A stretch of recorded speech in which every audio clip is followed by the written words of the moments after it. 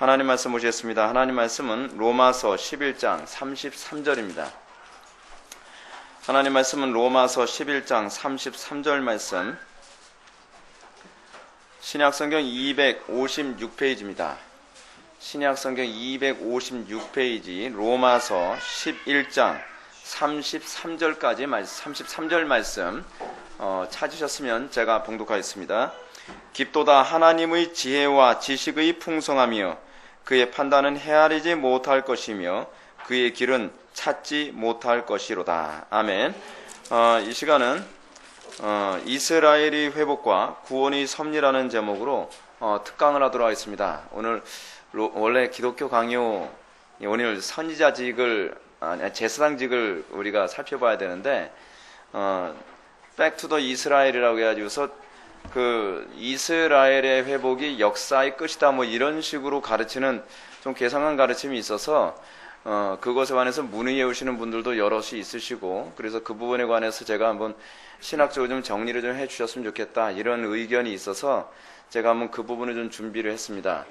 로마서 오늘 전체 9장과 10장과 11장 이 석 장을 살펴보게 될 텐데, 이 원체 많은 분량을 한꺼번에 다 살펴봐야 되는 부분이기도 하지만 이거를 이 1시간에서 1시간, 길어야 1시간 한 20분 정도 안에 이걸 다 끝내야 되기 때문에 저도 약간의 좀 부담이 되는 건 사실입니다. 그런데 이 부분이 잘 정리가 되면 구원론이라든지 여러 가지 섭리와 하나님의 작정, 예정 이런 모든 교리들이 이 로마서 이 90, 11장 안에서 다 이렇게 정리가 될 수 있는 내용들이에요. 굉장히 놀라운 내용들입니다. 우리가 로마서 전체를 하나를 이게 그 구조를 분석한다고 한다면 사도 바울은 로마서 1장부터 8장까지 교리의 전반적인 내용을 다룹니다. 특히 이제 로마서 1장부터 3장 뭐 그 즈음에 주로 칭의론과 관계되어진 부분을 다루고, 그리고 이제 8장까지 사도 바울은 소위 우리의 구속과 관련하여 인간의 죄악된 본성과 우리의 구원받은 성도들의 두 개의 본성이 어떻게 싸우는지 7장에서 그 부분을 언급하고 8장에서는 그 두 개의 본성의 싸움 가운데서 성령께서 어떻게 우리에게 도움을 주시는지 그런 부분을 언급합니다. 그 얘기가 나오고 난 다음에 사도 바울은 9장으로 넘어가면서 이스라엘의 구원의 문제와 소위 교회의 구원의 문제가 어떻게 연결되어져 있는지를 우리들에게 얘기를 해줍니다.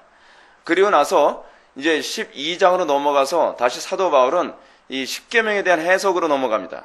그래서 이 12장부터 그리스도인의 윤리 도덕이 어떻게 나타나는가, 구원받은 성도들에게 있어서는 이 윤리 도덕이 어떤 의미가 있는가라고 하는 부분을 12장부터 쭉 설명해 나갑니다. 근데 이 그 중간 부분을 차지하고 있는 이 이스라엘의 구속과 교회의 구원에 관한 문제를 우리가 살펴봤을 때 사실 재미있는 게 뭐냐면 양쪽을 이해하는데 굉장한 도움을 주고 있다는 사실이에요. 그래서 우리가 오늘 좀 어렵지만 이 9장부터 11장까지의 내용을 차근차근 살펴보는 시간을 갖도록 하겠습니다. 사도행전 1장 8절에 보면 성령이 너희에게 임하시면 너희가 권능을 받고 예루살렘과 온 유다와 사마리아와 땅끝까지 이르러 내 증인이 되리라 하시니라 라고 얘기를 합니다. 이 땅끝이라고 하는 부분을 소위 back to the future, back to the 그 이스라엘을 얘기하는 사람들 죄송합니다. back to the 이스라엘을 얘기하는 사람들 왜 이렇게 비슷한 용어를 사용해가지고 사람 말하는데 헷갈리게 만들어요? 영화 제목이 나오게 만들었어요. 그 땅끝이 어디냐? 이스라엘이라고 생각한다는 거예요. 그 사람들은. 그래서 이스라엘을 구원하면, 이스라엘이 복음화되면 역사가 끝난다. 그래서 상당수의 교회들이 성도들을 선동을 해가지고 이스라엘 선교를 무지하게 보냅니다. 역사를 우리가 끝내야 된다. 역사를 우리가 마감 처리를 해야 된다. 누구 마음대로 역사를 마감 처리하고 자기 멋대로 합니까? 이게 지극히 알미니안주의적 사고방식이에요. 역사는 하나님의 주권에 의해서 시행되어지는 거예요. 그런데 이 사람들은 그래서 이 땅끝이 바로 이스라엘이기 때문에 이스라엘에게 복음을 전하면, 그리고 이스라엘이 회복이 되면 역사는 끝나게 될 것이다 라고 그렇게 생각을 합니다. 그래서 열심히 이스라엘 전도를 하죠. 물론 부분적으로 이스라엘이 구원을 받는 이 문제가 이 역사의 마지막 이렇게 문 닫음과 뭐 아주 이렇게 뭐 상관이 없는 건 아닙니다. 그런데 이 땅끝이라는 개념부터 먼저 정리를 하고 이 부분을 좀 설명에 들어가야 될 것 같습니다. 여러분, 성경에서 땅끝은 항상 있어 왔습니다. 아시겠습니까? 인류 역사에서, 그러니까 오순절날 성령 강림 이후에 땅끝은 항상 있어 왔어요. 여러분, 땅끝이 과연 어디일까요? 땅끝이 과연 이스라엘 구원일까요? 그 문제가 아닙니다. 이 땅끝이란 말을 이스라엘이라고 해석하는 것은 지극히 지나친 비약입니다. 땅끝이 어디냐? 구원받을 마지막 한 사람이에요. 그러니까 여러분, 어느 시대든지 구원받을 마지막 한 사람 한 사람까지 우리는 뭐 해야 돼요? 복음을 증거해야 돼요. 여러분, 땅끝까지 복음을 증거한다고 하는데 어떤 사람은 땅끝이 미전도 종족까지 다 복음을 전해야지 땅끝이 된다고 생각합니다. 그렇지 않습니다. 여러분, 그렇게 생각을 하게 된다면 여러분, 교회에서 안에서 수많은 사람들이 복음을 듣지 못하고 죽은 사람들은 뭐가 되는 것이요? 해석이 안 돼요. 그렇게 되면요. 그럼 하나님께서는 왜 누구에겐 복음을 듣도록 만드시고 누구는 복음을 듣지 못하게 만드시는가? 라고 하는 얘기가 나온단 말이에요. 어느 시대든지 하나님께서는요, 그의 택한 백성들이 다 복음을 듣게 하셨습니다. 하나님께서 택한 백성들은 그 사람이 어떤 사람이냐를 하나님이 규정하시기 때문에 그 마지막 한 사람이라고 하는 것은 하나님이 정하신 한 사람이지, 이스라엘이라든지 그렇지 않으면 미전도 종족이 다 복음화 되어야 뭐 인류의 종말이 온다? 그거는 지나치게 신학적으로 좀 무리가 있는 해석입니다. 무슨 말인지 여러분 이해가 가시죠? 땅끝이라고 하는 개념은 하나님께서 구원하기로 작정하신 마지막 한 사람이에요. 그 한 사람이 누굴지 우리는 알 수가 없어요. 그 사람이 아프리카 사람일지, 그 사람이 이스라엘 사람일지, 그 사람이 또 한국 사람일지도 몰라요. 한국에서 태어난 지 얼마 안 된 어떤 아이, 개똥이가 그 마지막 땅끝의 한 명일 수도 있어요. 그래서 그 한 사람을 복음을 전함으로 말미암아 하나님의 이 구원의 역사가 딱 끝날 수도 있다는 사실입니다. 그러면 우리가 여러분 신학에서 어떠한 부분 하나하나가 정리가 잘못되어지면 이상하고 괴상한 신학이 나옵니다. 괴물 같은 신학이 나와요. 괴물 같은 신학이 나오면 어떻게 되느냐? 성도들이 잘못 선동을 해가지고 성도들 하여금 자꾸 이스라엘에 가서 복음 전해야 된다, 뭐 해야 된다, 자기 일상의 삶을 다 정리하고 그렇게 하게 만든단 말이에요. 자, 그러면 사도 바울이 이스라엘의 구원에 관한 문제를 어떻게 이해하는가? 먼저 오늘 본문 9장 1절부터 5절까지를 보게 되면 사도 바울이 이스라엘의 구원과 이 이스라엘의 구원에 관한 문제를 이제 결론적으로 얘기한다면 그래요. 하나님께서는 너희들에게 율법도 줬고 예배도 줬고 너희들에게 뭐 그리스도께서 탄생하게 하시는 그런 영광도 주셨지만 너희들이 육적 그리스도인이라고 해서 너희들이 육적으로 아브라함의 자손이고 너희들이 이스라엘이기 때문에 너희들을 구원하는 건 아니다라고 하는 것을 사도 바울이 얘기하려고 해요. 근데 사도 바울이 이 얘기를 하기 전에 여러분, 유대인들이 이 글을 읽으면 기분이 나쁠 게 아니에요. 민족적 이스라엘을 폄하하는 것처럼 보일 수 있단 말이에요. 그래서 사도 바울이 자신의 진심을 먼저 토로해요. 뭐라 얘기하냐면 내 진심은 이렇다. 나는 이스라엘 백성, 우리 민족, 내 민족이 구원받는 것이 다 구원만 받을 수 있다면 뭐라 얘기해요? 내 이름이 생명책에서 끊어질지라도 내가 우리 이스라엘 백성의 구원을 위해서 난 그토록 사모한다라고 사도 바울이 3절에서 먼저 얘기하고 있어요. 먼저 1절부터 3절까지 한번 읽어볼까요?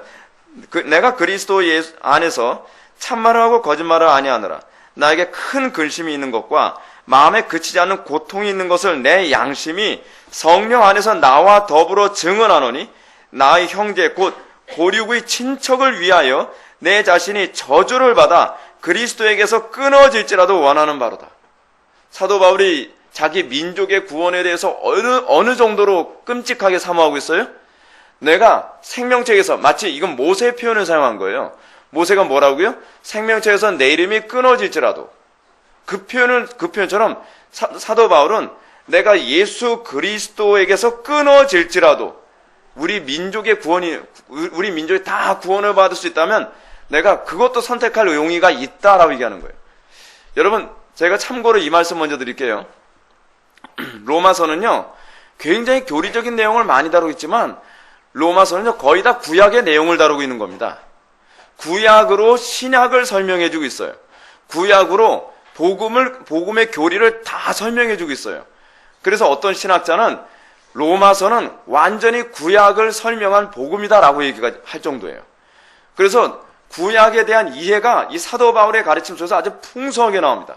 그래서 여기서 내가 그리스도에게서 끊어질지라도라고 하는 이 표현은 어떤 표현이에요? 바로 모세의 표현을 그대로 빌려서 얘기하고 있는 거예요. 그 정도로 내가 이 민족의 구원을 얼마나 내가 사모하고 있는가라고 하는 부분을 사도 바울이 쭉 얘기해 주고 있습니다. 그러면서 이스라엘이 얼마나 하나님의 구원을 받는데 유리한가? 4절에서 제가 좀 마음이 급해가지고 성경 구절을 잘 안 읽고 넘어가려고 애를 쓰는데, 그들에게는 양자됨과 영광과 언약들과 율법을 세우신 것과 예배와 약속들이 있고 조상들이 그들의 것이요 육신을 하면 그리스도가 그들에게서 나셨으니 그는 만물 위에 계셔서 세세에 찬양 받으실 하나님이시니라. 아멘. 이 참 사도 바울의 표현을 보게 되면요, 사도 바울은 예수님 하게 되면 예수님은 딱 끝나는 것이 아니라 예수님에 대해서 수식어를 이렇게 붙이길 좋아해요. 그분에 대해서, 예수님에 대해서 얼마나 사랑하고 예수님을 얼마나 하나님으로 높이고 있는지를 여기서 잘 표현하고 있죠. 예수님이 그들에게서 나셨는데 그분이 어때요? 그는 그냥 육신으로 그들에게서 나신 분이 아니라 만물 위에 계셔서 세세에 찬양 받으실 하나님이시라. 예수님이 어떤 분이시라고요? 하나님이라고 이 예수님의 인성과 신성의 부분을 정확하게 딱 끊어서 얘기해 주고 있는 거예요. 그러니까 여러분, 여호와의 증인들 만났을 때 인용하기 참 좋은 구절 아닙니까?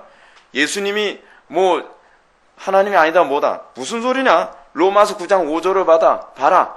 로마서 9장 5절에서 뭐라고 얘기하느냐? 예수님이 영영이 찬양받으실 하나님이시라라고 못 박아서 얘기하고 있지 않느냐? 얼마나 딱 부러지는 구절입니까? 그죠? 그리고 난 다음에 사도 바울이 그러나 라고 하는 말로 이제 전환합니다. 너희들이 이렇게 양자됨과 영광과 언약들과 율법 세우신 것과 예배와 약속들이 있고 또 예수님이 그리스도께서 너희들에게서 태어났음에도 불구하고 하나님의 말씀이 폐하진 것 같지 않도다. 이게 사도 바울의 신학의 정립이 어떻게 이루어졌는가를 볼 수 있어요. 사도 바울의 고민이 있었습니다. 사도 바울의 고민이 무엇이냐면, 아니 지금 이 사도 바울의 고민이 그대로 다 나타나고 있는 거예요. 양자됨이 있고 제사가 있고 율법이 주어졌고 약속이 주어졌고 그리고 메시아가 그들에서 태어났는데 왜 이민족들이 도대체 복음을 받아들이지 않는가? 하나님은 이민족을 버리셨는가? 이 문제 가지고 사도 바울을 굉장히 괴롭혔어요. 무엇이 문제인가? 내가 성경을 잘못 이해하고 있었는가? 사도 바울이 성경이 틀렸든지 그렇지 않으면 나의 해석이 틀렸든지 둘 중에 하나다라고 하는 결론에 도달하는 거죠. 그죠? 그래서 사도 바울이 뭐라 해요? 성경이 틀릴 수 없으므로 나의 해석이 틀렸구나라고 생각합니다. 사도 바울이 예수님을 영접하기 전에는 육적 이스라엘은 당연히 선민이기 때문에 다 구원받는다라고 하는 개념을 가졌겠죠. 근데 이 바울이 돌아가는 흐름을 보니까 이스라엘 백성을 하나님께서 강팍하게 하시고 그들이 예수를 믿지 않는단 말이에요. 그래서 곰곰이 생각하는 거예요. 하나님의 언약이 폐허졌는가? 하나님의 약속이 폐하여진 것이 아니라면 뭘까? 하면서 폐하여진 것 같지 않도다. 그래서 자기 자신의 해석상의 오해를 풀도록 하는 거예요. 사실은 이 본문은 로마서거든요. 로마의 성도들에게 이게 이 편지를 보낸 건데, 이 본문을 통해서 성경을 어떻게 이해하고 해석해야 될지에 관한 부분을 사도 바울이 얘기해 주고 있습니다. 그러면서 내가 보니까 이스라엘에게서 난 그들이 다 이스라엘이 아니라는 결론을 내렸다는 거예요. 하나님께서 이스라엘을 구원한다고 말씀하셨는데, 마치 구약에서는 계속 뭐라고 얘기해요? 내가 너희들을 절대로 버리지 아니할 것이며 내가 너희들을 끝까지 보호할 것이고 하나님께서 끝까지 그들을 책임질 것이라는 구절이, 그 약속이 구약에서 수도 없이 나오고 있거든요. 근데 왜 강박하죠? 왜 이스라엘 백성들이 왜 예수를 믿지 않죠? 왜 그들은 계속 복음을 거부하는 거죠? 그러면 그 이스라엘이 아닌가 보다라고 사도 바울이 신학적으로 정리를 하는 거예요. 그 이스라엘은 뭐라고요? 영적 이스라엘을 얘기하는 것이구나. 해석을 그렇게 해야 되는 것이구나 라고 얘기를 하는 거예요. 그래서 7절에서 보면, 자, 구약으로 넘어가자. 그럼 아브라함의 씨가 다 아브라함의 언약의 자손이었느냐? 그게 아니었다는 거예요. 오히려 오직 이삭으로부터 난 자란 내 씨라 불리라 하셨으니. 자, 보십시오. 이제 여기서 사도 바울이 논리적으로 얘기합니다. 첫 번째, 아브라함에게서 낳은 자손이 누가 있었죠? 이삭만 있었나요? 이스마엘도 있었죠. 근데 이스마엘은 언약으로부터 떨어져 나왔죠. 왜 이스마엘은 아브라함의 자손인데 언약으로부터 떨어져 나왔느냐? 그 이유가 뭐예요? 약속이 있다는 거예요. 아브라함에게서 낳지만 하나님께서 택함 받은 자가 따로 있었다. 그가 바로 이삭이었다. 그리고 또 이삭으로부터 난 자라야 내 씨라 불리라 라고 얘기했고, 근데 또 얘기하는 게 뭐냐? 그럼 이삭으로부터 난 사람은 다 그 언약의 자손이냐? 그게 아니더라는 거예요. 이삭으로부터 쌍둥이 둘이 태어났죠? 쌍둥이 둘이 태어났어요. 하나는 야곱이고 하나는 에서가 태어났어요. 근데 하나님께서는 이삭으로부터 태어나게 했음에도 불구하고 이 이삭으로부터 태어난 이 둘이 다 언약의 자손이냐? 아니었더라는 거예요. 특히 에서는 장자였음에도 불구하고 언약의 자손이 되지 않았어요. 그래서 하나님께서는 언약의 백성이 누구냐? 영적 이스라엘이라고 하는 개념을 구약에서 이미 계속 보여주고 있다는 것을 설득해가는 거예요. 얼마나 논리적인 설득입니까? 예. 자, 아브라함의 자손이라고 다 아브라함의 자손이냐? 아니다.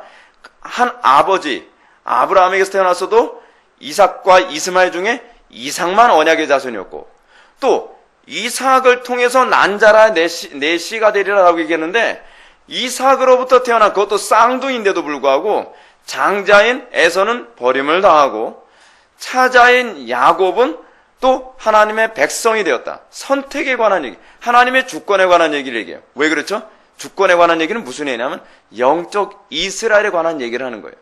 계속 영적 이스라엘의 계보를 얘기하고 있는 거예요. 누가 영적 이스라엘의 계보인가? 하나님의 택한 백성만 영적 이스라엘의 계보다. 아브라함에게서 태어났다고 해서 다 하나님의 택한 백성이 아니다라고 설득해 나가는 거죠. 이건 뭘 빗대어서 얘기하는 거죠? 이스라엘, 소위 유대인들 다 예외 없이 누구의 자손이죠? 아브라함의 자손이잖아요. 아브라함의 자손이라고 해서 다 하나님의 택한 백성이라고 볼 수 없다라는 논리를 계속 보여주는 거예요.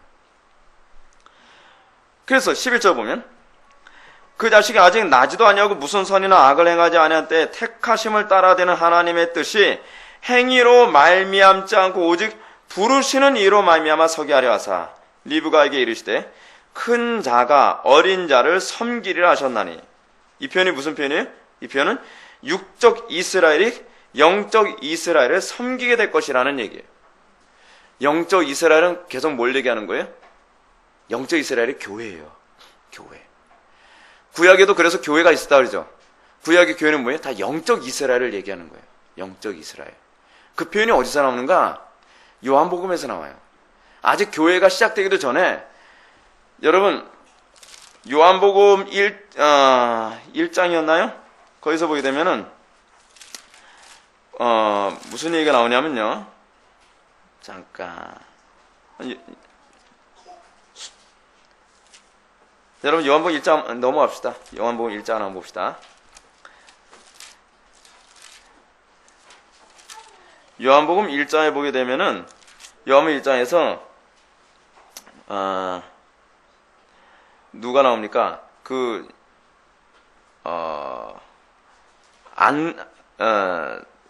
갑자기 빌립이 나다나엘을 이제 초청을 하죠. 나다나엘을 초청하는데 나다나엘은 아브라함의 자손이에요. 아브라함의 자손인데 그 수많은 아브라함 자손 중에서 나다나엘을 향해서 예수님이 뭐라고 선언하셔요?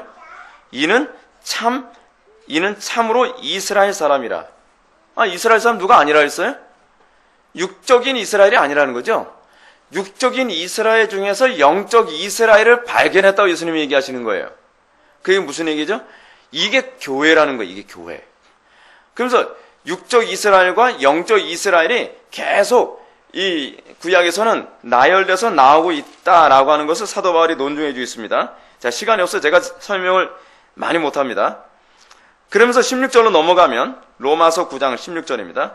그런즉 원하는 자로 말미암도 아니요 다른 불악질하는 자로 말미암도 아니요 오직 긍휼히 여기시는 하나님으로 말미암음이니라.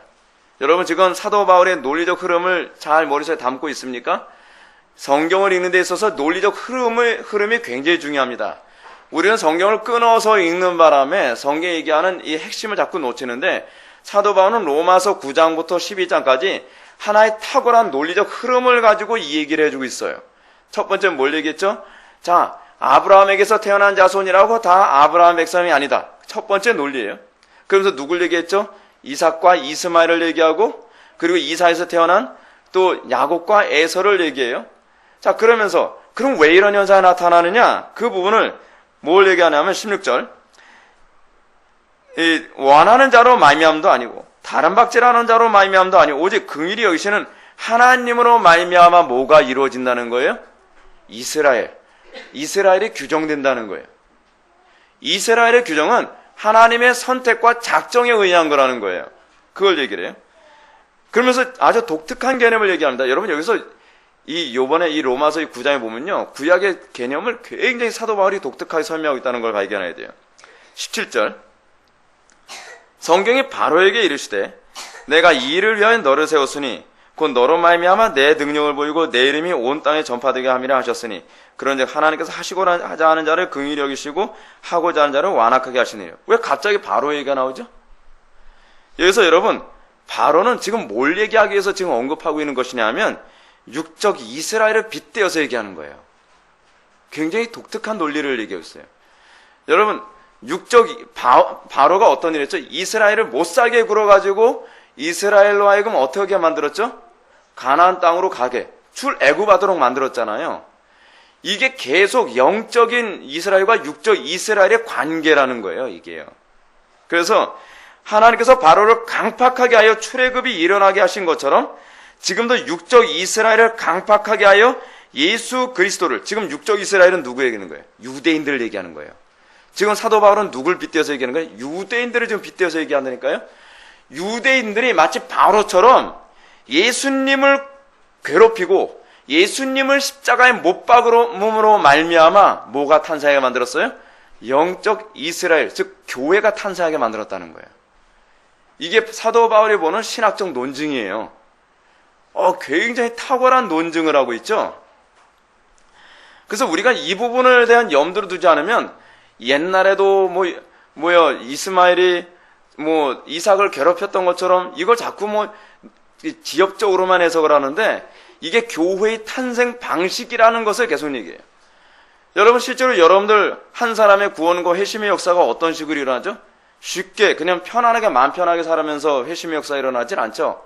회심의 역사가 주로 어떻게 일어나요? 고난당하는 가운데 주의 이름을 부르게 되고 그러는 가운데 예수님을 영접하게 되잖아요. 근데 이 개념이 이제 유대인과 예수님과의 관계로도 해석이 되는 거예요. 사도 바울은 어떻게 영적 이스라엘이 출생하게 되느냐? 영적 이스라엘에 출생하게 된 이유는 뭐냐 하면 유대인들, 즉 육적 이스라엘을 하나님께서 강팍하게 만드시고 육적 이스라엘이 그리스도를 핍박하고 박해함으로 말미암아 그 결과로 태어난 것이 바로 교회다라고 얘기합니다. 누가 강팍하게 했느냐? 하나님께서 강팍하게 하였다. 왜 강팍하게 하였느냐? 그 이유는 뭐예요? 교회를 탄생하기 위해서예요. 그러면 여러분들 자동적으로 이런 질문하죠. 19절 혹 내가 내게 말하기를 그러면 하나님이 어찌하여 허물하시느냐? 누가 그 뜻을 대적하겠느냐? 아니 지금 이 얘기가 무슨 얘기예요? 그럼 하나님께서 강팍하게 한 사람은 어쩔 수 없는 거 아니냐? 그건 너무한 거 아니냐? 이제 이런 논리가 나오는 거예요. 근데 사도 바울이 뭐라 얘기하느냐? 너무한 문제가 아니다. 그건 하나님에 대하여 지엽적으로 생각하기 때문이라는 거예요. 하나님의 지혜와 섭리를 안다면 하나님이 너무한 분이라고 얘기할 수 없을 것이다. 그리고 얘기하는 게 뭐예요? 주권에 관한 문제를 얘기해요. 하나님이 토기장이로서 진흙을 가지고 귀 쓸 그릇과 천이 쓸 그릇을 만들 권한이 없겠느냐? 천한 그릇이 뭘 얘기하는 거죠? 유대인들이에요. 귀 쓸 것은 뭐죠? 교회예요. 영적 이스라엘을 얘기하는 거예요. 천한 그릇은 뭘 얘기하는 거죠? 바로를 얘기하는 거예요. 귀 쓸 그릇은 뭘 얘기하는 거죠? 이스라엘 백성들을 얘기하는 거예요. 육적 이스라엘 백성들. 천이 쓸 그릇이 뭐였죠? 이스마엘이죠. 그리고 귀 쓸 그릇은 뭐예요? 이삭이죠. 천이 쓸 그릇이 또 뭐였어요? 에서죠. 그리고 귀 쓸 그릇이 뭐예요? 야곱인 거예요. 사도 바울이 계속 이 논리를 가지고 하나님께서 어떻게 섭리로 구약을 이끌어 가시며 어떻게 교회를 탄생시키게 됐는가라고 하는 걸 얘기하는 거예요. 그러면서 24절 넘어갑시다. 이 그릇은 우리니, 이제 여기서 설명이 나와요. 곧 유대인 중에서 뿐만 아니라 이방인 중에서도 부르신 자니라. 긍휼의 그릇은 22절에서 진노의 그릇과 완관 유대인을 칭하는 상징적인 개념이라면, 여기서 여기서 긍휼의 그릇은 뭘 얘기하는 거예요? 하나님의 백성들, 즉 이스라엘 백성, 그 유대인들 안에서 구원받은 하나님의 백성과 그리고 이방인 중에서 구원받는 하나님의 백성, 소위 영적 이스라엘을 얘기하는 거예요. 영적 이스라엘. 그것이 바로 24절에서 그릇에 대해서 얘기하는 거예요. 그러면서 좀 더 이제 설명합니다. 25절. 이제 구약을 자꾸 인용을 해요. 호세아의 글에서도 이르기를 내가 내 백성이 아닌 자를 내 백성이라 사랑하지 아니하는 자를 사랑한 자라 부르리라. 너희는 내 백성이 아니라 한 그곳에서 그들이 살아계신 하나님의 아들이라 일컬음을 받으리라. 내 백성이 아니란 그곳이 어디죠? 이방 세계를 얘기하는 거죠. 그 사람들은 어떻게 해요? 살아계신 하나님의 아들이라 일컬음을 받으리라 함과 같으니라. 또 이사야가 이스라엘에 관하여 외치되 이스라엘 자손의 수가 비록 바다의 모래 같을지라도 누구만 구원받아요? 남은 자만 구원을 받는다는 거예요. 남은 자만. 점점 이제 이 사도 바울의 메시지가 선명하게 이제 점점 나아가죠. 누구만 이스라엘이라는 거예요? 남은 자만 참 이스라엘이라는 거예요. 육적 이스라엘은 그 참 이스라엘이 아니라는 거예요. 육적 이스라엘의 문제가 뭔지 아세요? 이 육적 이스라엘에 관한 문제에 관하여 사도 바울이 이렇게 얘기하고 있어요. 29절. 또한 이사야가 미리 말한 바와 같이 만일 만군의 주께서 우리에게 씨를 남겨두지 아니하였더라면 우리가 소돔과 같이 되고 고모라와 같았으리로다. 육적 이스라엘의 문제는 뭐냐면 그 육적 이스라엘 안에 남은 자를 남겨놓지 않았으면 니네들은 소돔과 고모라와 진비 없이 아주 사악한 인간들이 될 수밖에 없었을 거라는 거예요. 그런데 사도 바울이 놀랍게 얘기하는 게 너희들이 왜 아직까지도 존재할 수 있는지 아니? 비록 너희들이 로마의 학정이 있지만 너희들이 바벨론 포로 생활도 하고 또 헬라 제국의 포로 생활도 하고 로마의 학정도 있지만 왜 소돔과 고모라처럼 진멸당하지 않았는 줄 아니? 라고 얘기하는 거예요. 그건 남은 자 때문이라는 거예요. 남은 자. 이 남은 자를 지금 사도 바울은 누구를 빗대어서 얘기하는 거냐면 소돔과 고모라 성에 의인 10명을 빗대어서 얘기하는 거예요. 이 남은 자 때문에 너희들을 보존해 줬다는 거예요. 억울하다고? 억울하다고 생각하지 마라. 그 남은 자가 없었다면 너희들도 존재하지 않았을 걸이라고 얘기하는 거예요. 영적 이스라엘. 하나님께서는 그의 택한 백성들을 보존하기 위해서 영적 이스라엘을 보존하기 위해서 어떻게 해요? 이스라엘 백성 전체를 보존해주고 있다는 거예요. 그 덕을 보고 있다고 얘기하고 있는 거예요. 뿐만 아니라 여기서 또 한 가지 중요한 얘기를 해주고 있어요. 어떤 얘기를 해주는 거냐면 그러면 이 이스라엘이 왜 이 남은 자 없었으면 소돔과 같고 고모라와 같았을 것인가? 남은 자의 역할이 뭐기 때문에 그래요? 빛과 소금 역할이기 때문에 그런 거예요. 남은 자의 역할은요, 이 이스라엘이 소돔과 고모라 성 같이 되지 않도록 만드는 중요한 역할을 한 거라는 거예요. 그게 뭐예요? 그게 교회의 역할이에요. 그게 교회의 역할. 근데 여러분 한 가지 문제를 제시하죠. 육적 이스라엘의 문제가 뭐죠? 육적 이스라엘은요, 우리가 지난 기독교 강의 시간에도 여러분한테 말씀드렸던 것처럼 그들은 자기네들이 그렇게 소명받은 존재로서 그렇게 살아가야 된다고 하는 소명을 버렸어요. 자, 제가 여러분한테 그런 말씀드렸습니다. 구약과 신약에서는요, 항상 소명을 버림은 곧 무엇을 의미하냐 하면 하나님으로부터 떨어져 나감을 의미해요. 이게 구약에서 계속 반복되는 메시지고 신약에서 계속 반복되는 메시지예요. 그래서 데마 같은 경우에는 자기 소명을 떠나 세상으로 간 문제를 뭐라 얘기해요? 그걸 배도의 개념으로 봐요. 그것이 구원받지 않음과 관련해서 본단 말이에요. 구원받은 하나님의 백성들은 어떻게 살아가야 돼요? 이 땅에서 소금과 빛의 역할을 감당하며 살아가도록 부름받은 존재예요. 성도가 자기의 기타 여러 가지 이유를 들어서 자기가 그렇게 살 수 없는 여러 가지 이유를 갖다 붙이는데 그거는 하나님 앞에 아무런 설득력이 없다는 거예요. 자, 제가 주석에 있는 부분 한번 좀 읽어드릴까요? 만약 하나님께서 그들에게 씨, 곧 남은 자를 남겨두지 않으셨다면 그들은 선민임은 고사하고 제2의 소돔과 고모라가 되어 저주받은 민족의 대명사가 되었을 것이다. 이것이 선민이라고 자처하며 구원의 독점성을 주장하던 이스라엘이 적나라한 실상이다.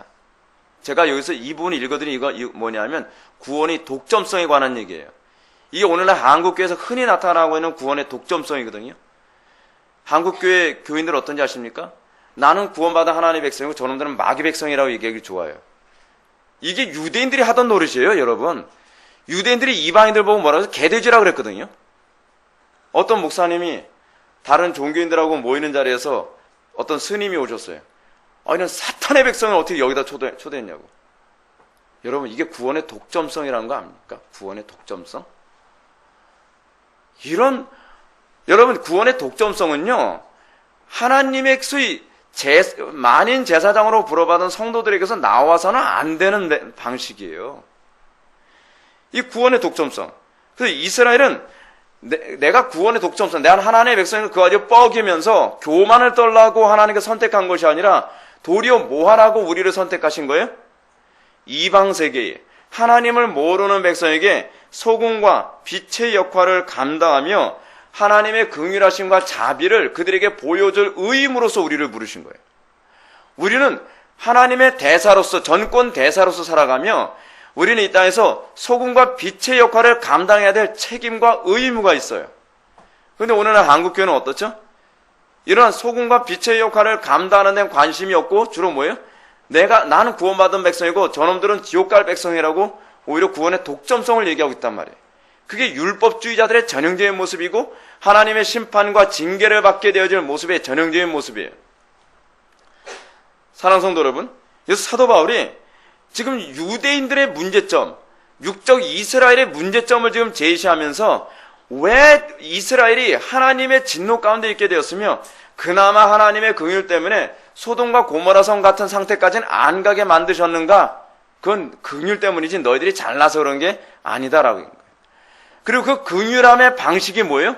선민을 남겨놨다는 거예요. 그렇게 극악무도함에도 불구하고 택한 백성을, 남은 자를 남겨놓으셨다는 거예요. 남은 자. 이게 남은 자의 역할이에요. 그 남은 자가 뭐예요? 예나 지금이나 그 남은 자가 바로 참 이스라엘이에요. 그 참 이스라엘이에요. 나다나에 보고 뭐라 하겠다고요? 그 속에 가증함이 없도다. 간사함이 없도다. 오늘날 기독교인은 어떻죠? 간사함이 가득하지 않습니까? 어떻게 해요? 자기의 이해와 득실에만 관심 있지 하나님의 백성으로서 어떻게 살아갈 것인가에 관한 이 소명에 대해서는 관심이 없어요. 간사함이 가득한 거죠. 이 땅에서 나를 희생해가며 소금과 빛의 역할을 감당하는 것보다는 주로 뭐에 관심이 있어요? 이것이 이익이냐 이것이 손해냐 밖에 관심이 없어요. 그게 뭐예요? 그게 바로 육적 이스라엘의 모습이었어요. 그래서 하나님께서 그들을 심판하시고 그들에게 진노하셨던 이유가 바로 거기 있다라고 사도 바울이 얘기하고 있는 겁니다. 우리에게도 그대로 적용되는 부분이에요. 우리가 정말 많이 반성해야 될 부분이죠. 그런데 우리가 무슨 말하리요? 의를 따르지 아니한 이방인이 의를 얻었으니 곧 믿음에서 난 의요. 의의 법을 따라 난 이스라엘은 율법에 이르지 못하였으니 어찌 그러냐? 이는 그들이 믿음을 의지하지 않고 행위를 의지함이라 부딪힐 돌에 부딪혔느니라. 지금 뭘 얘기하는 거죠? 그들의 문제가 무엇인가? 왜 육적 이스라엘이 다 영적 이스라엘이 되지 않고 그 안에 소수만 영적 이스라엘이 되는가? 영적 이스라엘의 특징이 무엇인가를 얘기하죠.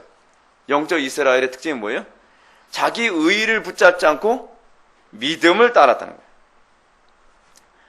하나님의 의의를 따랐다는 거예요. 하나님의 의.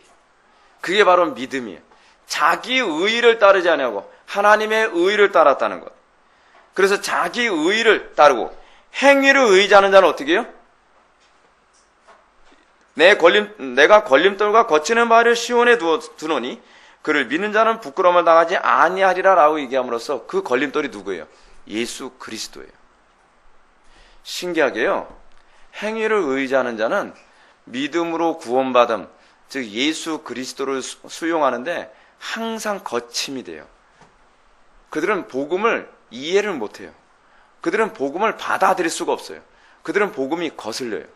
오늘날 교회 안에도 육적 이스라엘로 가득해요.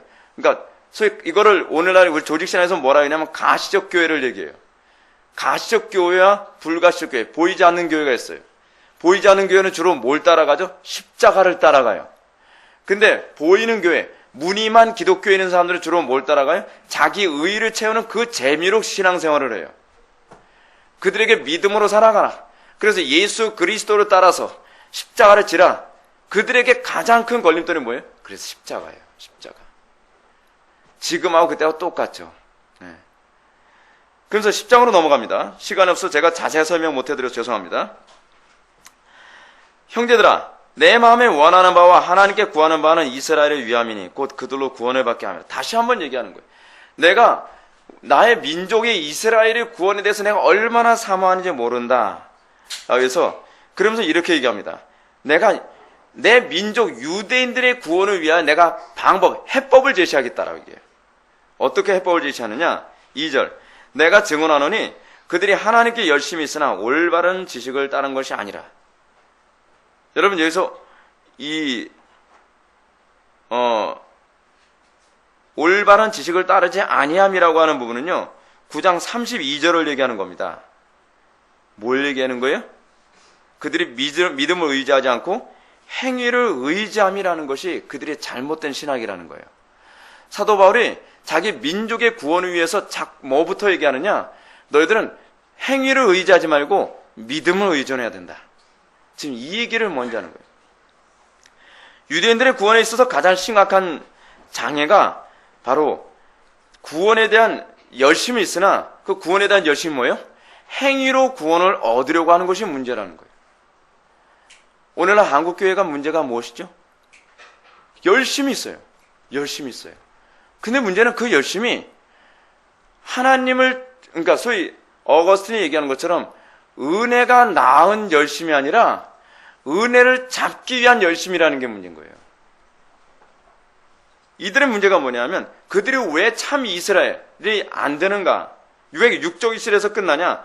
그들이 하나님께 열심히 있으나 올바른 지식을 따르지 않기 때문이라는 거예요. 올바른 지식을 따르지 않는 것. 그들은 하나님의 의의를 몰라요. 하나님의 의. 여러분, 이 하나님의 의의가 뭘까요?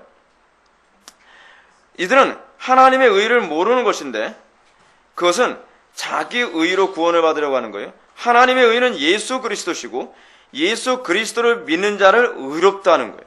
또한 자기 의의로 구원받으라는 것은 예수 그리스도께서 이루어 놓으신 구원을 멸시하는 것이고 그리고 불완전한 의의에 소망을 두는 거예요. 자, 여러분들 하나님께서 우리가 행위에 의존하는 것이 얼마나 멸시하는 부분인지 아십니까? 자기 의로 구원을 받으려고 하는 것이 얼마나 하나님께서 혐오하시는 것인지 아십니까? 우리는 믿음으로 구원받음과 행위로 구원받음을 구분을 못하는 그리스도인들로 가득한 시대에 살고 있어요.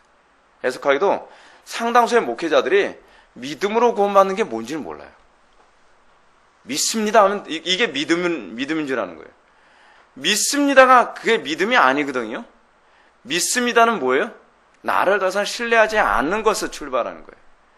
그래서 율법이 하는 첫 번째 작업이 무엇이냐면 우리에게 복음으로 인도하기 위해서 내 행위가 아무것도 없고 가치 없는 거라는 걸 확인시켜주는 것이 복음의 시작이에요.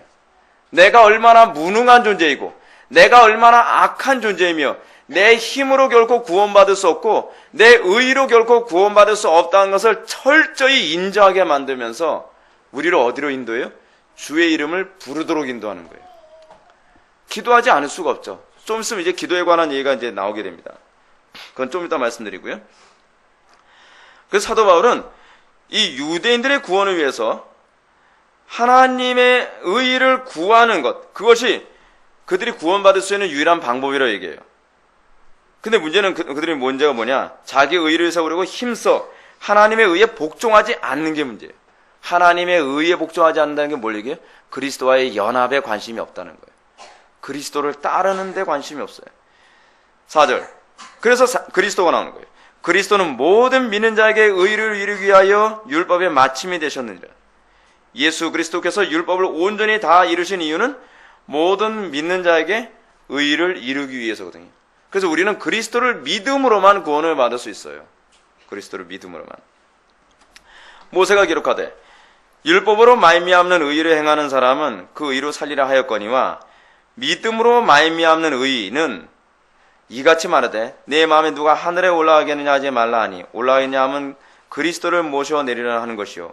이게 지금 무슨 표현이냐면 여러분 6절부터 8절의 말씀은요. 신명기 30장 11절부터 14절의 말씀은 수정해서 사도 바울이 얘기하고 있는 거거든요.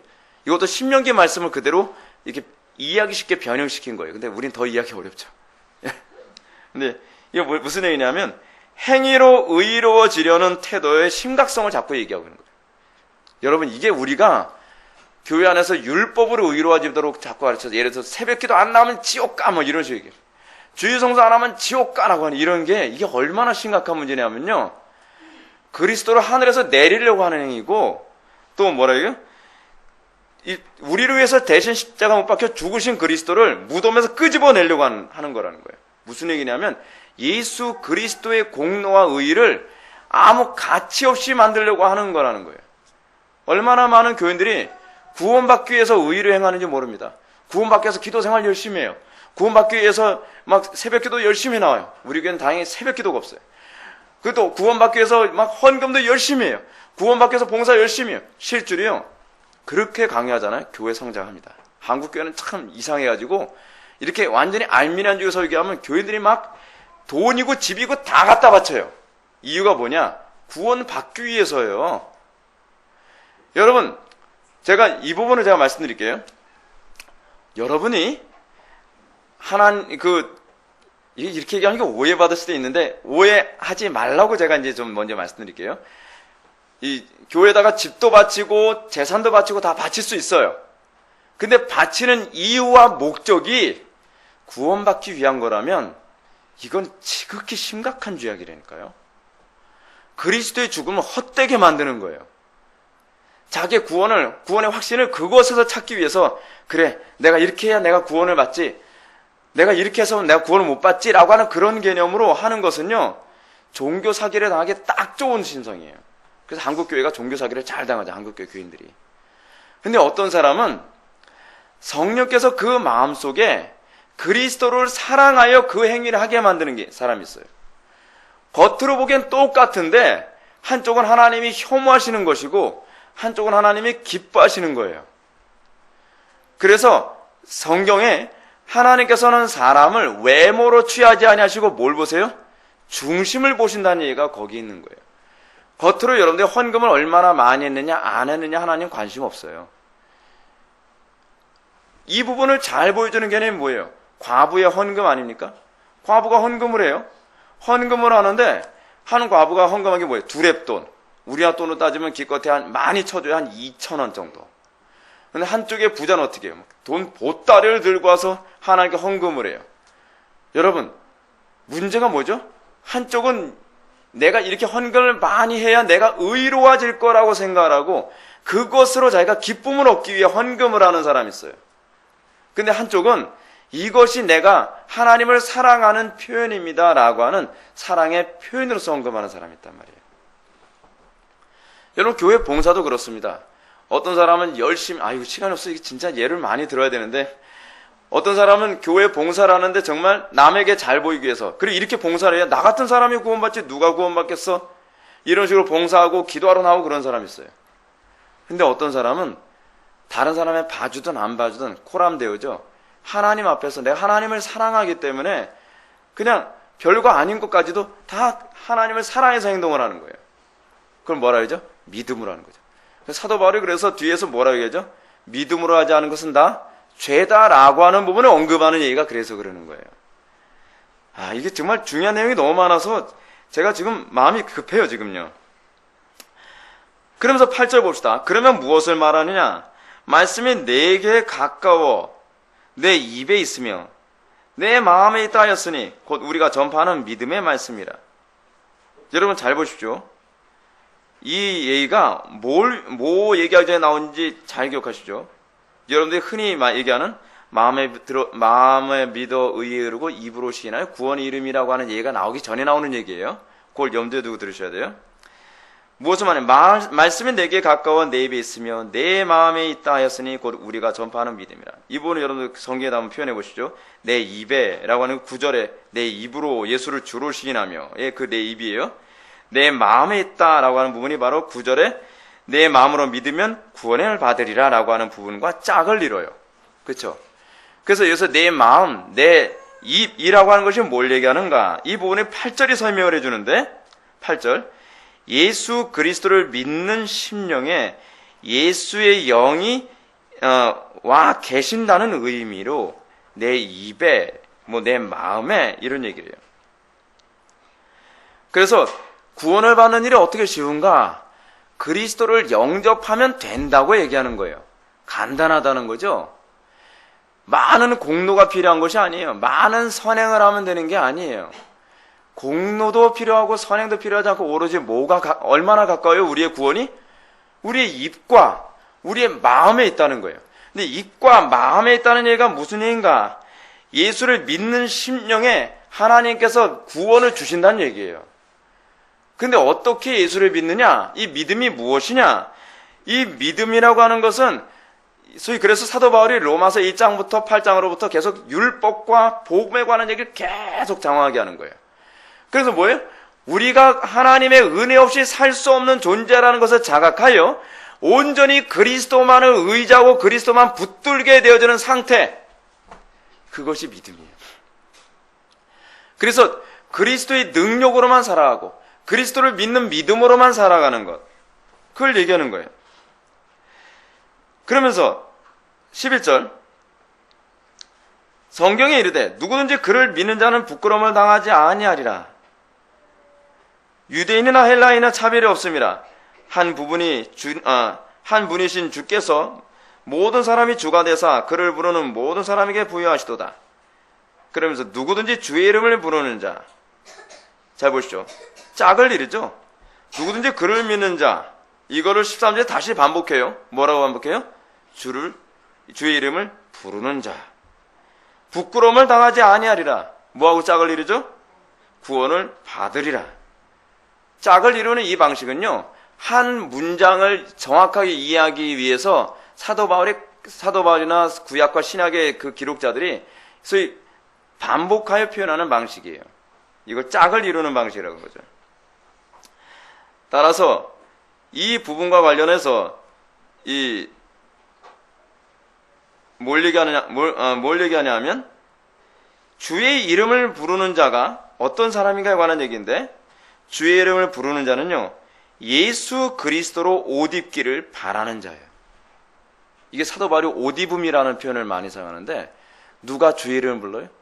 예수 그리스도로 옷 입음. 자기 의로 옷을 입는 것이 아니라 예수 그리스도의 의로 옷 입기를 원하는 사람이 주의 이름을 부르는 거예요. 여러분, 내가 구원을 받았는가 구원을 받지 않은가 뭐로 알 수 있죠? 선행으로 하나요? 아니, 그 문제가 아니에요. 여러분들 정말 내가 그리스도와 한 몸 이루기를 원하는가에 관한 문제예요. 문제는 우리의 마음속에 그 생각이 없어요. 계속적으로 우리는 세상과 짝하고 세상과 같이 있는 게 너무 좋은 거예요. 세상을 닮아가는 것이 즐겁고 세상대로 살아가는 게 너무 좋은 거예요. 근데 그러면서 교회 안에서는 윤리도덕이라든지 종교행위에 너무 열심히 해요. 헌금도 너무 열심히 해요.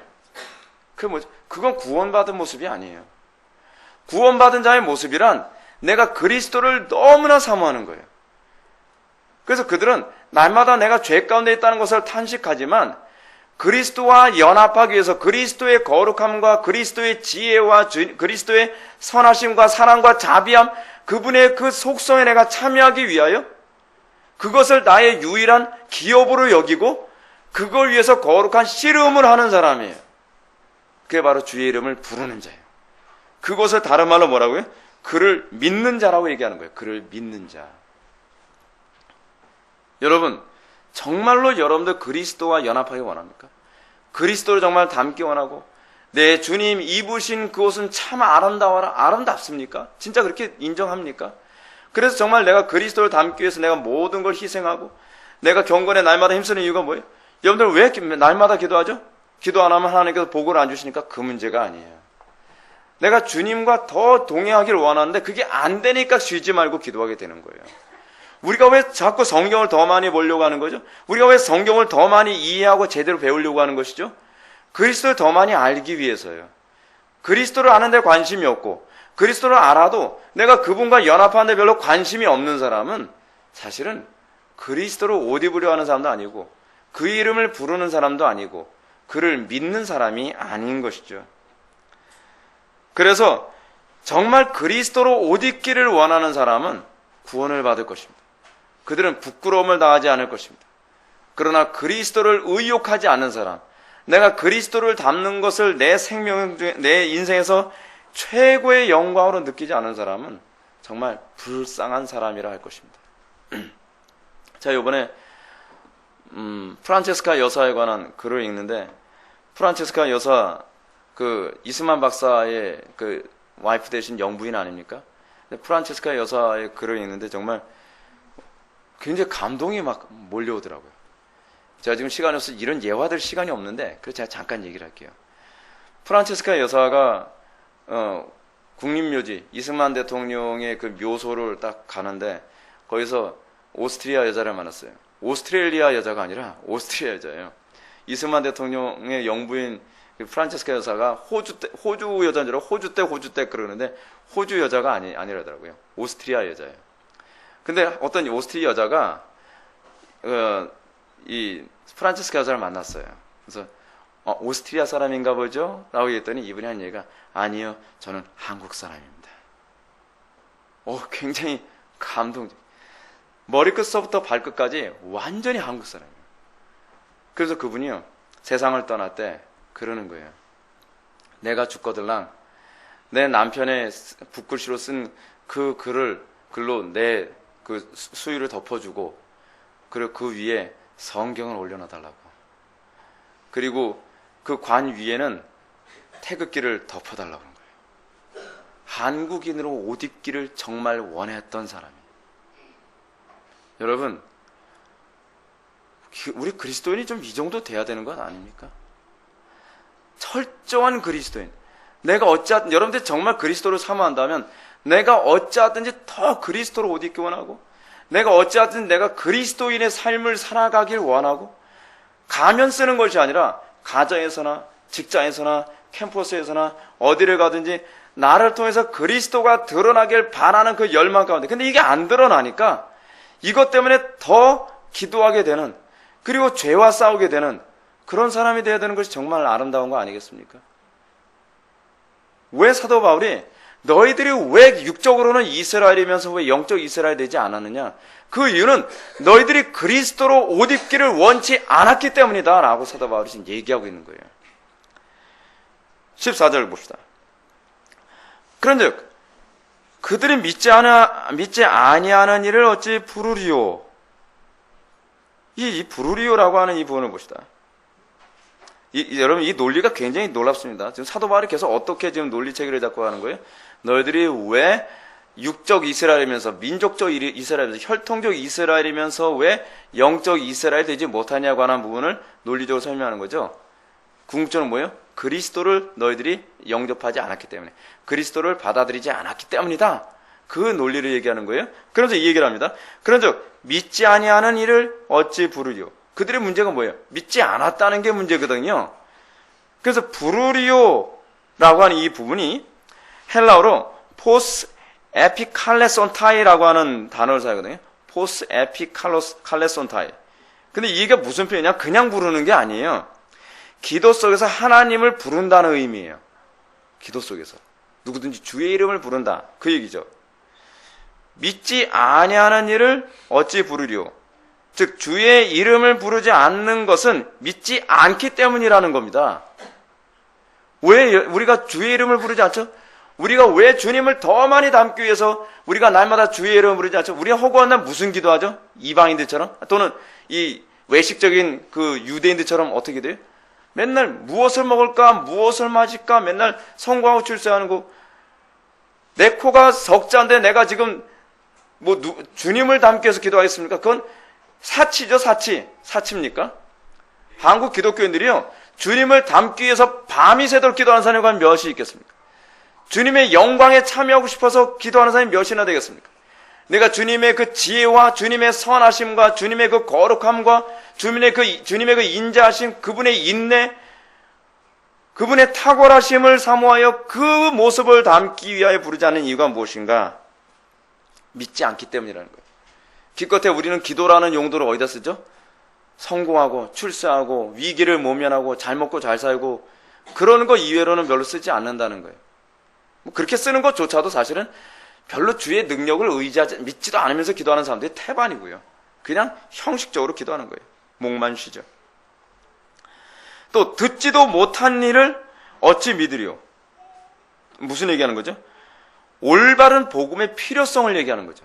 그들이 왜 구원받지 못하느냐? 첫 번째는 그들이 육적 이스라엘이 영적 이스라엘이 되지 않은 이유가 뭐예요? 정말 믿지 않았기 때문에 주의 이름을 부르지 않았다는 것이고, 두 번째는 뭐냐면 올바른 복음의 지식이 없기 때문에 너희들이 구원받지 못했다라고 얘기하는 것이고, 세 번째 뭐냐면 전파하는 자가 없으니 어찌 들으리요? 전도의 중요성에 관해서 얘기하고 있어요. 보내심을 받지 않았으면 어찌 전파하리요? 근데 이 부분이 재밌습니다. 그래서 사도 바울은요, 전도의 중요한 원동력을 말해줍니다. 여기서 잠깐만 제가 전도론에 관해서 말씀드릴게요. 사도 바울은 전도를 뭐라고 얘기하는지 아세요? 아주 굉장히 접근이 탁월해요. 즉, 전도자가 복음을 전하는 것은 보내심에 대한 신적 소명이 있기 때문에 전도하는 거라는 거예요. 여러분, 우리는 전도를 어디서부터 시작하죠? 자리가 부족하니까 채워야 된다. 이게 전도입니까? 사도 바울은 그게 아니라는 거예요. 사도 바울은 전도의 출발을 소명에서 찾아요. 하나님께서 나로 하여금 복음을 전하도록 소명감을 주셨다는 거예요. 보내심을 받지 않았으면 어찌 전파하리요? 왜 전파하지 않죠? 보내심을 받지 않았기 때문이라는 거예요. 바꿔서 얘기한다면 우리가 전도는 보내심에서 출발하는 거예요. 하나님의 복음을 전하지 않으면 안 되는 안타까움 때문에 전도가 시작되어져야 된다는 거예요. 욕심으로 전도를 하죠? 그거 하나님 앞에 책망들을 드립니다. 이 빈자리를 채우고 싶어서 전도하는 게 아니에요, 여러분. 우리의 전도의 목적이 무엇이냐면 사랑에서 출발해야 돼요. 사랑에서요. 무슨 사랑이죠? 하나님 사랑, 이웃 사랑이에요. 하나님 사랑, 이웃 사랑. 하나님께서 나를 보내셨다고 하는 열정에서 전도가 시작돼야 되고, 또 저희 영혼들이 죽을까봐 저희 영혼들이 지옥을 하나님의 멸망의 심판을 받을까봐 걱정이 돼서 전도를 하는 거예요. 설교자가 전도를 어떻게 하죠? 여러분, 설교자가 이게 직업화되면 그때서부터 이제 골치가 아파지는 거죠. 하나님은 말씀을 그렇게 전하지 않는데 그냥 시간만 때우는 거예요. 보내심을 받지 않았으면 어찌 전파하리요? 이 얘기가 그 얘기예요. 그리고 바울의 논리에 의하면 보내심을 받은 자의 메시지는 그 자신이 아니라 보내는 자에 의해 주어지는 거예요. 하나님이 보내셨어요? 그럼 그 하나님이 보내셨다면 그 메시지는 어떤 내용이 돼야 되죠? 내 메시지예요? 아니면 보낸 자의 메시지가 돼야 돼요? 보낸 자의 메시지가 돼야 되죠? 보낸 자의 메시지가 되려면 그 메시지, 그 전도는 뭐가 되냐면 성령이 하셔야 돼요. 논리적으로 그렇게 되는 거예요. 그래서 그때 말하게 하시는 일은 누가 돼야 돼요? 성령이 되는 거예요. 성령이. 오늘 한국교회 전도가 근본적으로 잘못된 게 여기 있어요. 하나님은 보내시지 않는데 자기는 복음을 전할 의욕이 없는데 욕심으로 전도를 해요. 우리 예배당 하나로 더 채기 위해서. 문제가 심각하죠. 하나님께서 보내시지 않으니까 그 메시지도 어떤 메시지예요? 하나님께서 원하시는 메시지가 아니라 내 메시지를 전해요. 예수 믿으면 어때요? 복 받아. 예수 믿으면 성공해. 예수 믿으면 우리 애들 보니까 좋은 대학 가더라. 이게 메시지입니까? 아니죠. 예수님은 12 제자를 파송하면서 70인 제자를 파송하면서 뭐라고 말씀하시냐면 성령께 말하게 하심에 관해서 얘기합니다. 여러분, 근데 재미있는 게 제가 성경 구절을 찾아보니까 이것과 관련된 내용이 얼마나 많은지 몰라요. 여러분 몇 구절만 찾아봅시다. 시간 없지만 사도행전 4장 31절 말씀 보시겠습니다. 사도행전 4장 31절. 사도행전 4장 31절 보면 전도가 어떻게 이루어지는가 보십시오. 빌기를 다음에 모인 곳이 진도하더니 무리가 다 성령이 충만하여 담대히 하나님을 전하니라. 하나님 말씀을 전하는데 어떻게 전했어요? 성령이 충만해서 성령으로 전한 거예요. 또 6장을 한번 보실까요? 6장 몇 절이더라? 6장 10절 말씀. 스데반이 지혜와 성령으로 말함을 그들이 능히 당하지 못하여. 스데반은 지금 전도를 뭐로 얘기했어요? 지혜와 성령으로. 우리도 전도를 어떻게 해야 돼요? 무식과 내 능력으로? 아니에요. 지혜와 능력으로, 성령으로 해야 돼요. 또 요한복음 3장 34절 말씀도 보십시오. 요한복음 3장.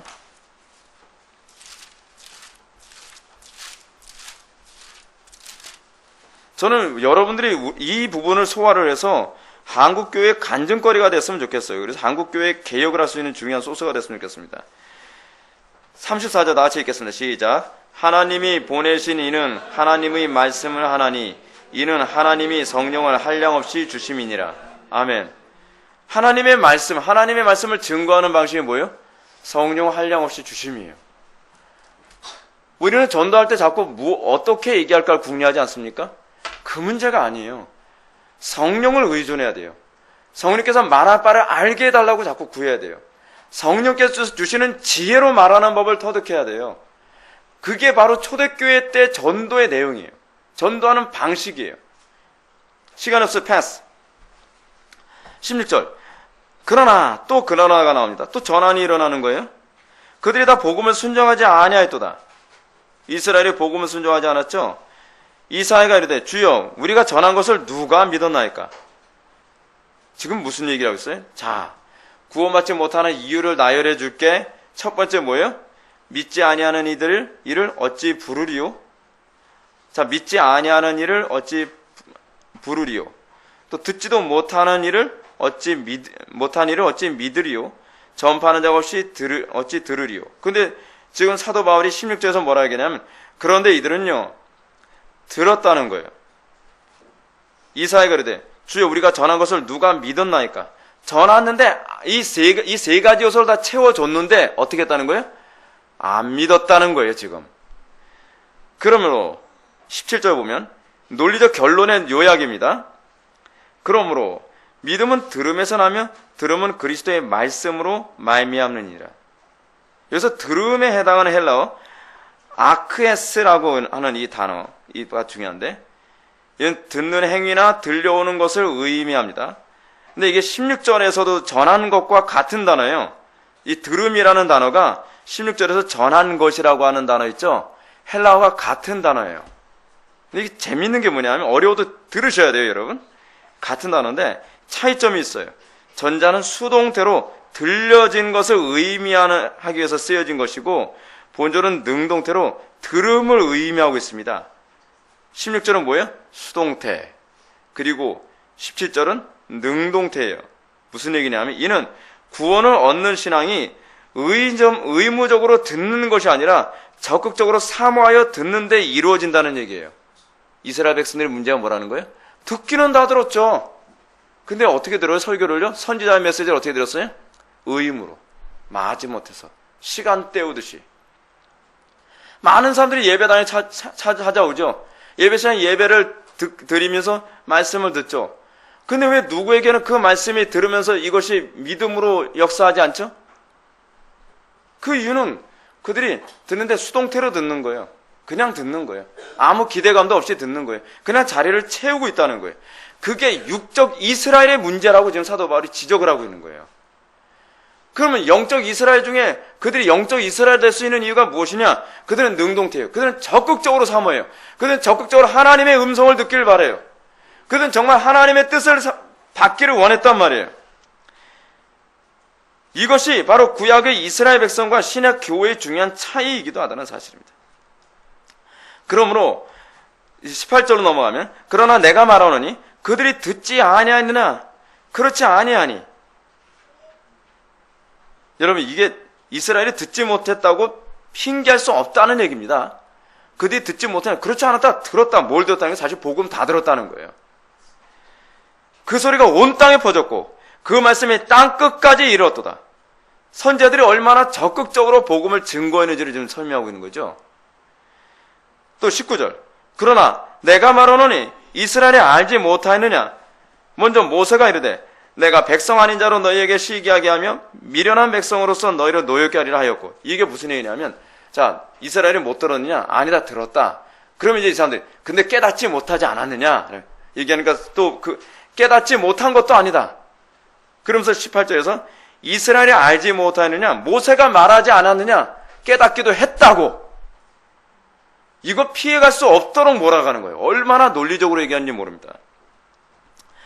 바울은 이 18절에서 이스라엘의 복음을 들을 기회가 없었다는 변명을 반박하고 있고요. 그리고 또 그 다음에 깨닫지 못해서 복음을 거부했다는 변명도 반박하고 있습니다. 알지 못해서, 깨닫지 못해서 우리가 회개하지 못했다. 그거 반박하고 있다는 거예요. 결론적으로 이들의 불신앙의 문제는 복음을 알지 못해서나 듣지 못해서가 아니라 믿으려는, 다시는 복종하려는 마음이 없었다는 데서 연유하고 있다는 걸 얘기하는 거예요. 그들은 그 말씀대로 살 의향이 없었던 거예요. 그 말씀에 복종하고 정말 그리스도를 닮을 의지가 없었다는 게 문제라는 거예요. 그리스도로 옷 입을 마음이 없었다는 게 문제라는 거예요. 그래서 니네들은 건성으로 듣지 않았느냐? 그는 깨달았어도 그 깨달음조차도 물리치지 않았느냐라고 사도 바울이 얘기하는 거예요. 왜 이런 얘기하느냐? 왜 하나님께서는 육적 이스라엘을 구원하지 않았다는 것을 우리가 불평할 수 없느냐? 육적 이스라엘을 구원받지 못한 문제는, 유대인들이 지금 구원받지 못하는 문제는 하나님께 문제가 있는 것이 아니라 너희들 책임이다 라고 얘기하고 있는 거예요. 그렇게 지금 논리적으로 조목조목 반박해가고 있습니다.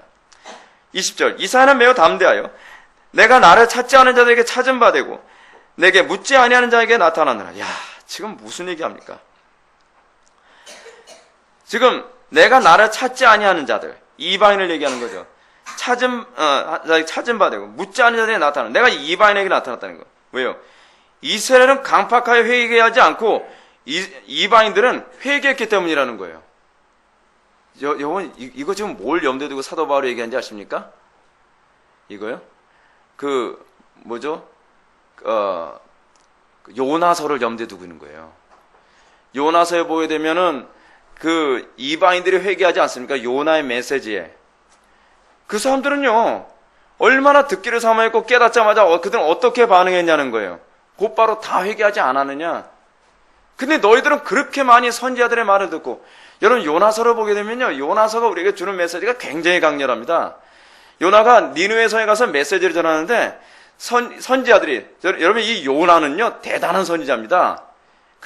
역대기나 열왕기서에 잠깐 언급되는데 요나는 대단한 선지자예요. 근데 이 요나가 얼마나 자기 민족을 사랑하는지, 민족을 회개하기 위해서 목숨을 걸고 설교하고 돌아다녔던 사람이거든요. 예언을 하고 돌아다녔어요. 근데 그 사람 회개했어요? 안 했어요? 안 했죠? 근데 요나가 니느웨성에, 그래서 일부러 대조적으로 보여주는 거예요. 니느웨성에 와서는 복음 어떻게 됐어요? 제발 좀 멸망해라 이놈들아. 그래서 이 요나서가 그 부분을 강조하기 위해서 그런 거예요. 이 니느웨성 사람들이 멸망해 바라고 정말 되게 불성실하게 그냥 하나님이 전하시라고 말씀하시니까 그냥 전하는 거예요. 그냥 의무적으로. 근데 이 니느웨성 사람들이 어떻게 반응했냐? 이 이방인들이 어떻게 반응했느냐? 내가 나를 찾지 않은 자들에게 찾은 바 되었고 내게 묻지 않은 자들에게 나타났노라라고 얘기하는 거예요. 오늘날 여러분, 우리가 구원의 은혜가 임하지 않는 것, 하나님의 예정과 작정, 무조건 그렇게 얘기할 문제 아니라는 거예요. 우리가 얼마나 하나님의 말씀을 사모했죠? 우리가 얼마나 하나님의 말씀을 깨닫고 그 말씀대로 순종하며 우리가 복종하려 애를 썼죠? 우리는 들으면서도 난 저렇게 못 살아. 우리는 듣기 전부터 마음을 강팍하게 하며 마음을 교만하게 하지 않았냐는 거예요. 예수님과 유대인의 관계에서의 모습이에요. 그게요. 그게 오늘날 우리들의 모습이기도 하단 말이에요. 우리가 정말 복종할 마음을 갖고 있습니다. 정말 하나님의 은혜를 사모하는 사람은 하나님, 주여 말씀만 하소서 이 종이 듣겠나이다에 관한 태도거든요. 그게 말씀을 사모하는 태도예요. 근데 예배를 드리러 오면서도 또 목사님 또 설교하면서 또 부담스러운 얘기 안 했으면 좋겠는데, 여러분 과연 그렇게 해서 과연 은혜를 받겠나요? 지금 사도 바울이 조목조목 이스라엘의 영적 상태, 정신적인 상태에 관해서 지금 묘사합니다. 21절, 이스라엘에 대하여 이르되 순종하지 아니하고 거슬러 말하는 백성에게 내가 종일 내 손을 벌렸노라 하였느니. 와, 이게 너무 대조가 되잖아요. 하나님은 그들에게 얼마나 성실하셨어요? 순종하지 아니하고 복종하지 아니하고 거슬러 말하는 백성들에게 하나님은 종일 내 손을 벌렸는데 니네들 반응하지 않지 않았느냐? 이거는 너희들의 문제지 하나님의 문제가 아니다 라고 얘기하는 거예요. 11절, 그러므로 11장입니다. 11장, 그러므로 내가 말하노니 하나님이 자기 백성을 버리셨느냐? 그럴 수 없느니라. 나도 이스라엘이요 아브라함의 씨에서 난 자여 베냐민 지파라. 자신도 유대인이지만 어떻게요? 나는 선택받지 않았냐라고 지금 얘기하는 거예요. 그러면 왜 같은 유대인인데 너희들은 육이 되고 왜 나는 선택됐지? 지금 이 질문하는 거예요. 이거는 혈통의 문제가 아니다라고 얘기하는 거예요. 그 얘기를 하고 싶은 거예요. 그러면서 이 쭉 한번 읽어가겠습니다. 이게 중요해서 하나님이 그 미리 하신 자기 백성을 버리지 아니하셨나니 너희가 성경이 엘리야를 가리켜 말한 것을 알지 못하느냐. 그가 이스라엘을 하나님께 고발하되 주여 그들이 주의 선지자를 죽였으며 주의 제단을 헐어버렸고 나만 남았는데 내 목숨도 찾아나이다 하니 그에게 하신 대답이 무엇이냐. 내가 나를 위하여 바알에게 무릎을 꿇지 아니한 사람 7,000명을 남겨두었다 하니 이 7,000명이 뭐예요? 하나님께서 자기 백성을 버리지 아니하셨나니 그 얘기죠. 7,000명. 그런데 이와 같이 지금도 은혜로 택하심을 따라 남은 자가 있느냐. 유대인들 가운데서 모두가 선택된 것이 아니라 이 유대인들 안에서도 선택된 사람 그 7,000명이 있다는 거예요. 만일 은혜로 된 것이면 행위로 말미암지 않음이니 행위가 뭘 얘기하는 거죠?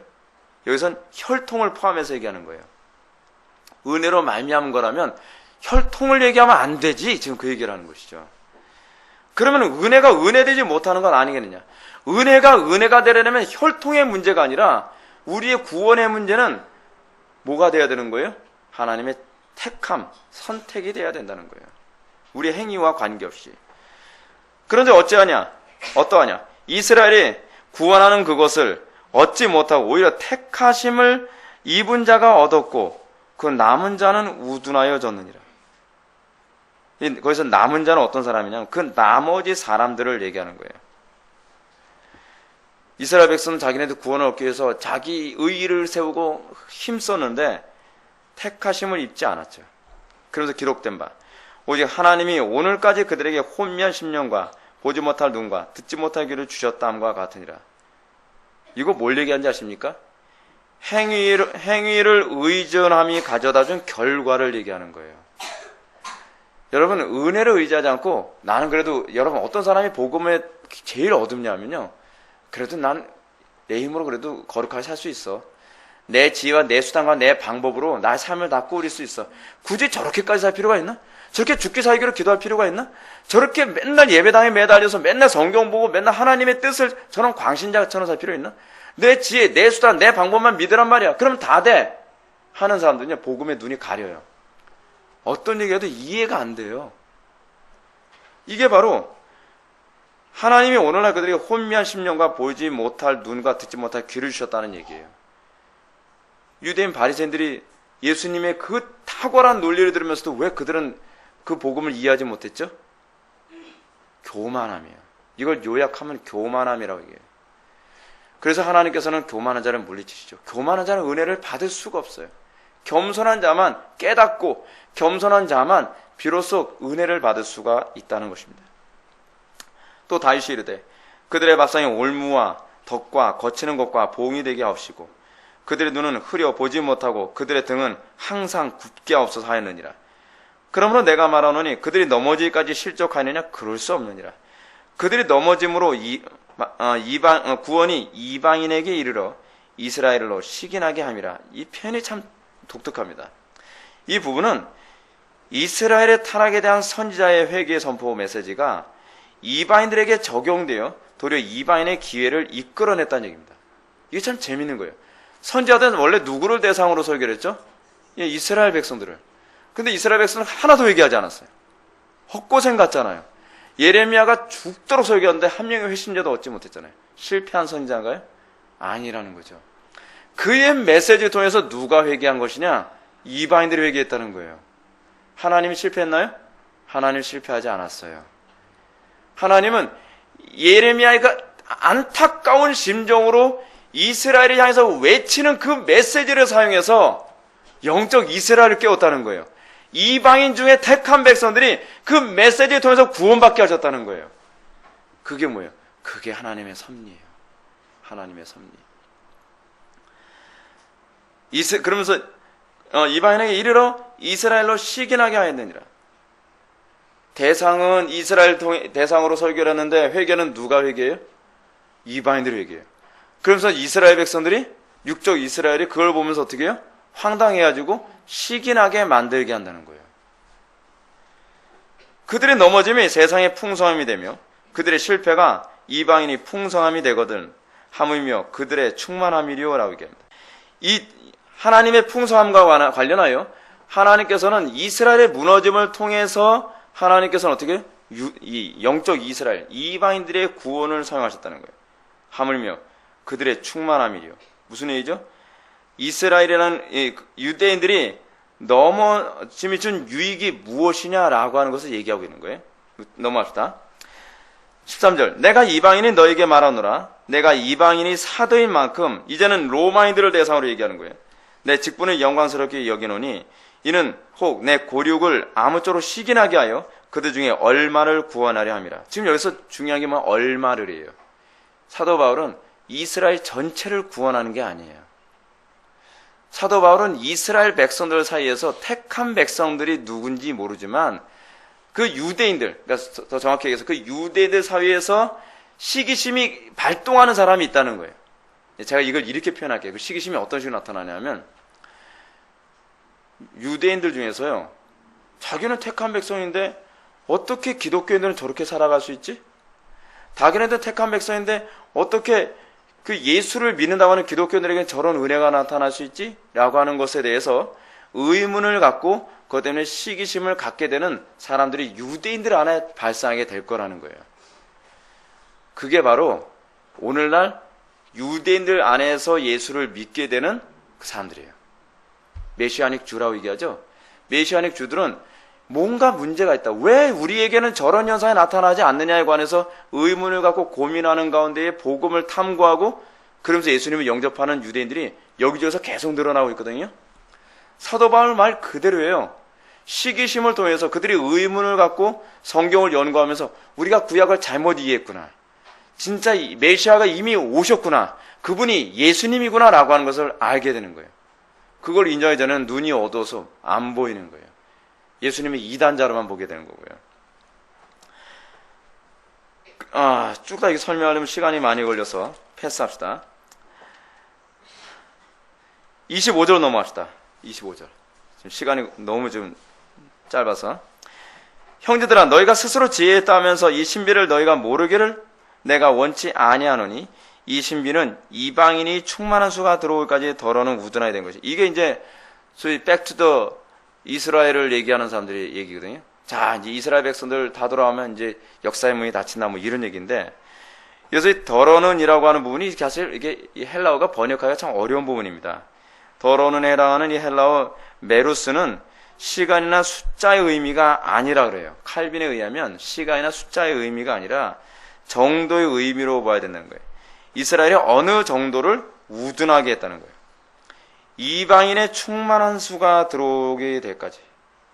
이방인들의 하나님께서 이제 구원받을 사람들이 어느 정도 충만한 수가 들어올 때까지 이스라엘 더러는 어느 정도는 우둔하게 된 것이다.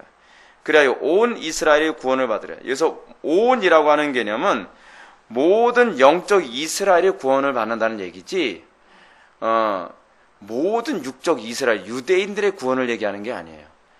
그렇게 해서 이 유대인들의 구원에 관해서 얘기하는 것이죠. 구원자가 시온에서 오사 야곱에서 경건치 않은 것을 돌이키게 했고 내가 그들의 죄를 없이 할 때 그들에게 이루어질 언약이 이것이라 함과 같으니라. 29절로 넘어갑시다. 하나님의 은사와 부르심에는 후회하심이 없느니라. 하나님의 선택에 실수가 없다는 얘기예요. 하나님께서 민족적 이스라엘, 지금 유대인들을 선택한 것은 하나님의 실수가 아니라는 거예요. 하나님께서는 오히려 이것을 통해서 놀라운 일을 이루시는데, 하나님의 놀라운 일이라는 게 무엇이냐면요, 이 부분이 하나님께서는요 소위 이스라엘의 예수 그리스도를 배척함으로 말미암아 그것을 통해서 섭리적으로 어떻게 하신 거예요? 결국 그러니까 사도들이 계속 유대인들에게 복음을 전해도 유대인들이 복음을 배척하니까 자기네들이 기존에 갖고 있던 이 신학을 다시 재정리하기 시작하는 거죠.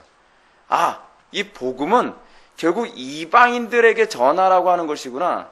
그렇다고 한다면 이스라엘의 정의는 우리가 생각하는 것처럼 혈통적 이스라엘이 아니라 영적 이스라엘이구나 라고 하는 이스라엘이라는 용어에 대해서 사도들이 새롭게 정리하게 되는 거예요. 이 정리하게 된 원인이 뭐냐면 이스라엘의 넘어짐이거든요. 이스라엘의 예수 그리스도를 배척함이란 말이에요. 그것을 통해서 하나님은 놀랍게 섭리하여 이방인의 구원을 이루시고, 그래서 그 이방인의 구원을 통해서 하나님께서는 또 어떻게 해요? 이스라엘의 남은 자, 거기에 구원받기로 작정된 사람들을 시기나게 하여 유대인들 중에서 얼마가 결국 그 부분을 예사롭지 않게 해석해서 성경을 다시 연구하는 가운데 다시 돌아오게 되어 구원받게 될 것이다 라고 하는 상호적인 하나님의 섭리적 사역을 여기서 지금 얘기해주고 있는 것입니다. 30절, 너희가 전에는 하나님께 순종하지 아니하더니 이스라엘의 순종함으로 말미암아 이제 긍휼을 입었는지라. 이와 같이 이 사람들이 순종하지 아니하니 이는 너에게 베푸신 긍휼로 이제 그들, 유대인들을 얘기하는 거죠. 유대인들도 긍휼을 얻게 하려 하심이라. 하나님이 모든 사람을 순종하지 아니하는 가운데 가두어 두심은 모든 사람에게 긍휼을 베풀려 함이니라 라고 얘기했습니다. 이게 이제 30절과 31절 말씀의 이제 결론인데요. 여기서 바울은 믿음으로 구원에 이르도록 하기 위해서 이방인을 위해 유대인을 도구로 사용하시고 유대인을 위해 이방인을 도구로 사용했다는 것을 가르치고 있습니다. 이것과 관련해서 제가 지금 주석을 좀 잠깐 읽어드릴게요. 굉장히 중요한 부분이라서 이 부분은 여러분들이 이 주석의 내용을 좀 들으시면 굉장히 유익이 될 것 같습니다.